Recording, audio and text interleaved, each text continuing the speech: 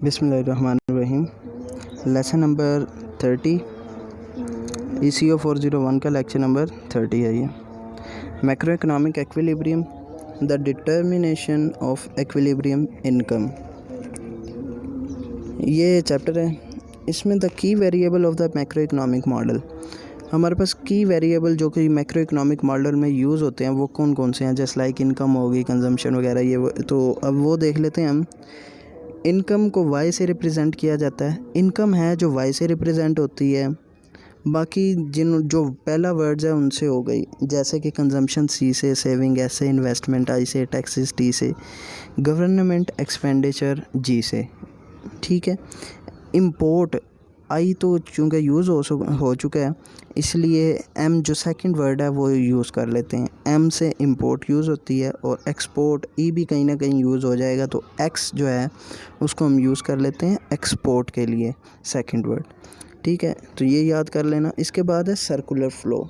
Circular flow क्या होता है? Circular flow refer to the continuous movement of production, income and resources between producers and consumer.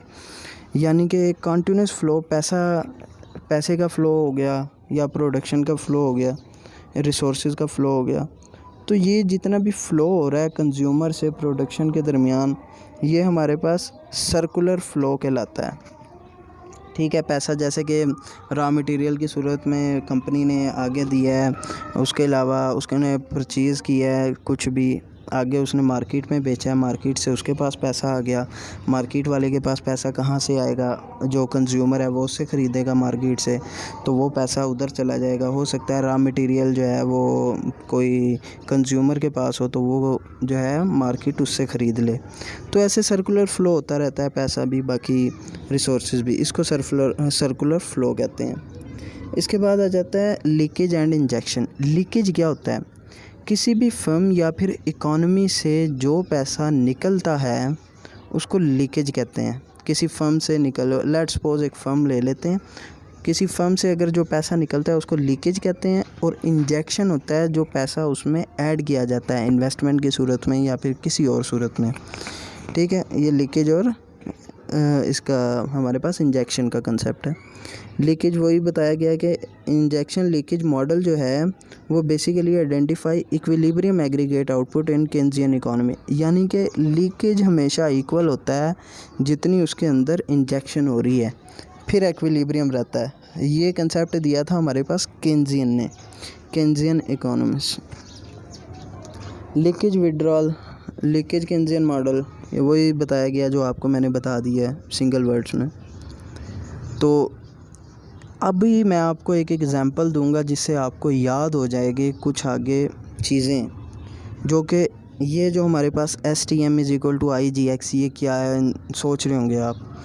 तो इसको मैं आपको एग्ज़ाम्पल ऐसे देता हूँ कि एक फ़र्म है, कुछ प्रोड्यूस कर रही है, वो गौर से सुनिएगा। एक फ़र्म प्रोड्यूस कर रही है, लेट्स सपोज मोबाइल फ़ोन। उसमें जो काम करने वाले बंदे वहाँ से उसको इनकम आई। इनकम आने के बाद उसने वो मोबाइल फ़ोन ख़रीदना है।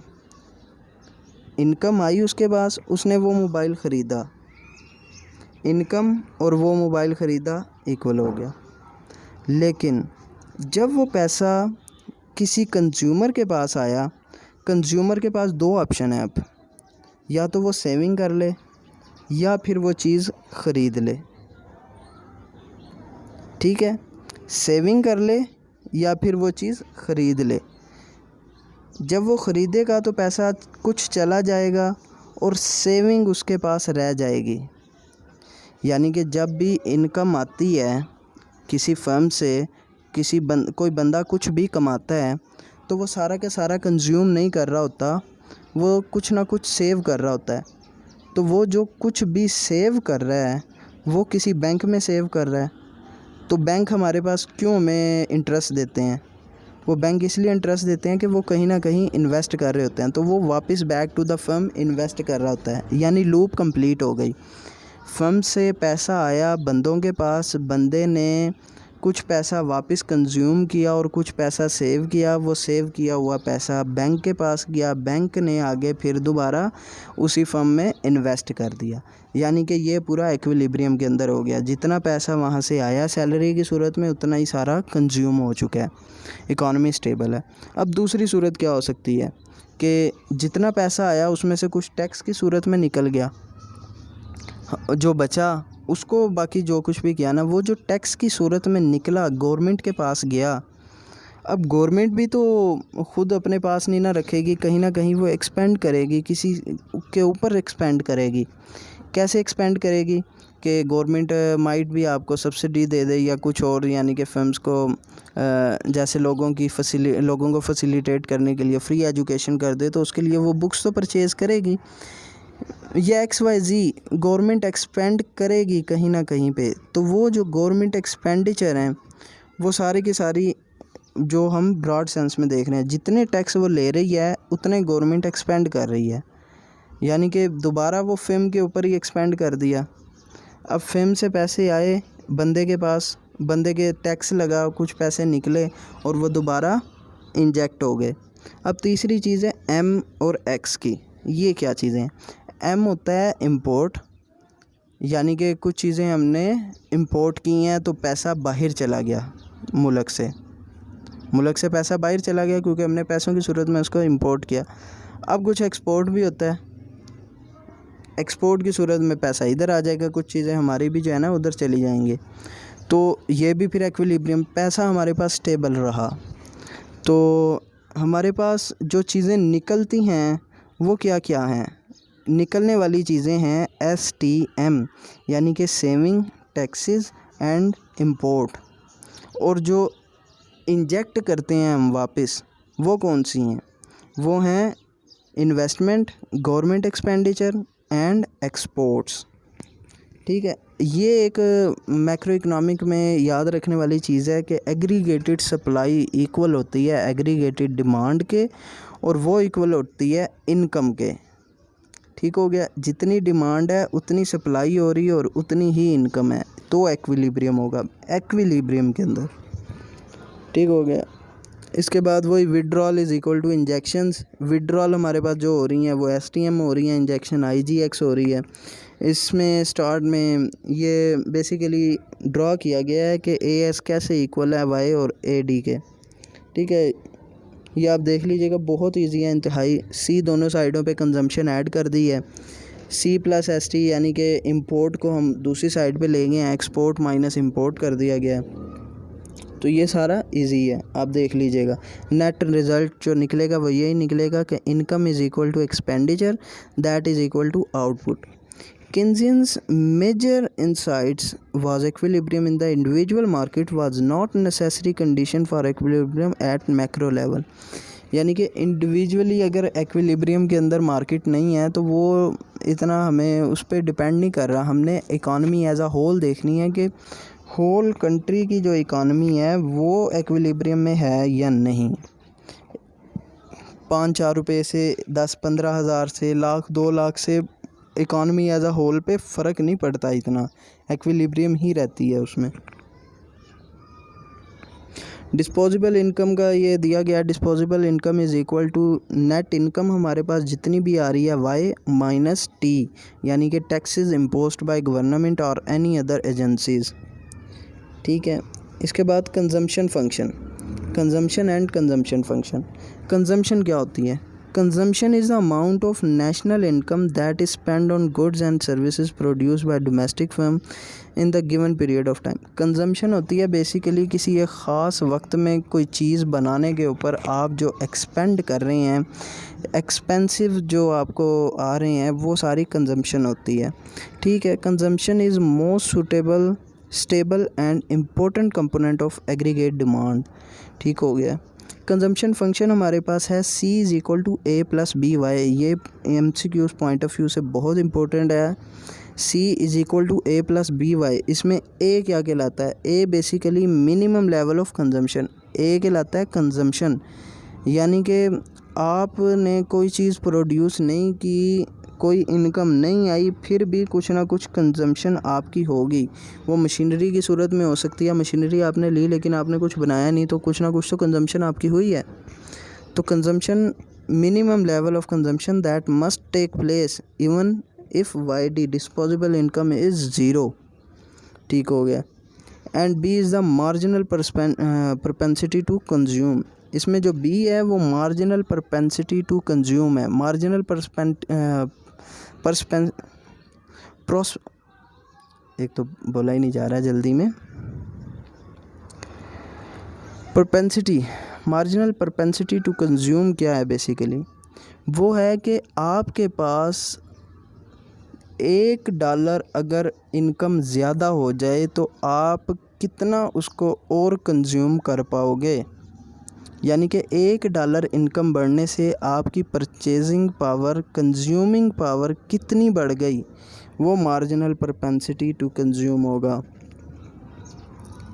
Draw in expenditure income space consumption function plots as a straight line with positive intercept. और इसका जो है ना वो स्लोप लेस देन 1 होती है। ये MCQ पॉइंट ऑफ व्यू से बहुत इंपॉर्टेंट है, याद कर लें कि कंजम्पशन फंक्शन में जो स्ट्रेट लाइन स्लोप है वो लेस देन 1 होता है। The slope is merely the MPC। ठीक है, marginal propensity to consume. Slope क्या कहलाता है इसमें कंजम्पशन फंक्शन में? वो मार्जिनल प्रपेंसिटी टू कंज्यूम कहलाता है। ठीक है, ये भी याद कर लें, ये भी MCQ पॉइंट ऑफ व्यू से बहुत इंपॉर्टेंट है। The intercept is positive because some consumption must have even at the zero level. ये बात की ना उसने कि intercept is positive. Intercept positive होता है क्योंकि कुछ ना कुछ कंजम्पशन हो रही होती है ज़ीरो लेवल ऑफ इनकम पे भी।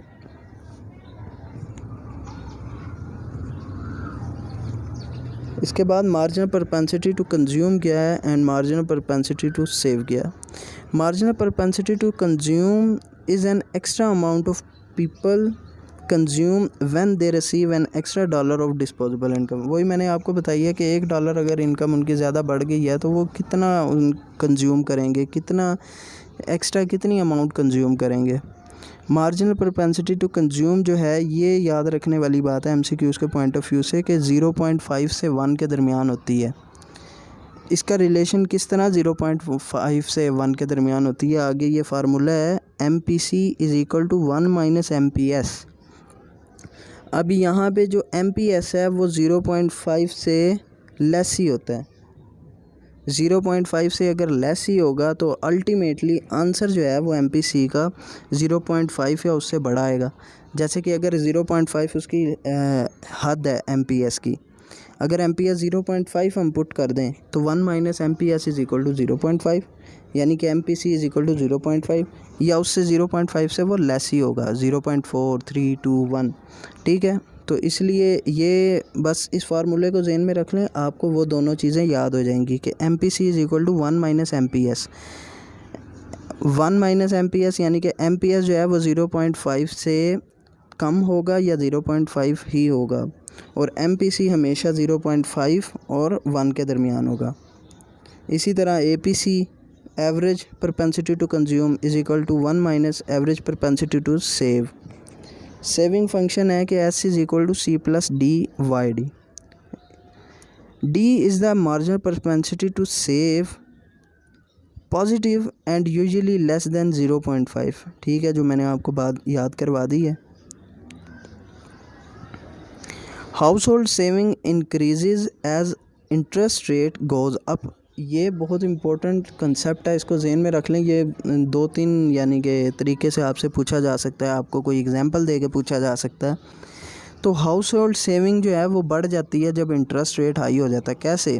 इंटरेस्ट रेट जो है वो बैंक बहुत ज़्यादा दे तो आप चाहोगे कि हम अपना पैसा वहाँ रख दें और कमाएं वहाँ से, इंटरेस्ट रेट सेविंग ज़्यादा करें।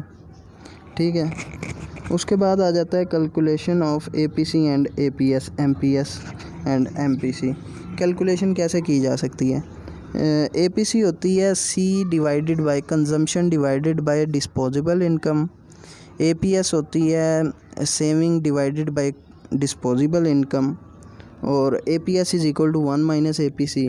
मार्जिनल प्रपेंसिटी टू कंज्यूम जो है वो delta Y D divided by delta C divided by delta Y D, क्योंकि वो सेम वही है, डेल्टा लग गया साथ, मार्जिनल आ गया है ना।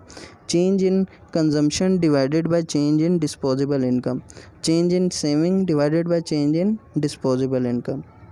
तो होप सो आपको लेक्चर अच्छा लगा होगा। इंशाल्लाह नेक्स्ट लेक्चर बना रहा हूँ, अपलोड करूँगा। अल्लाह हाफिज़।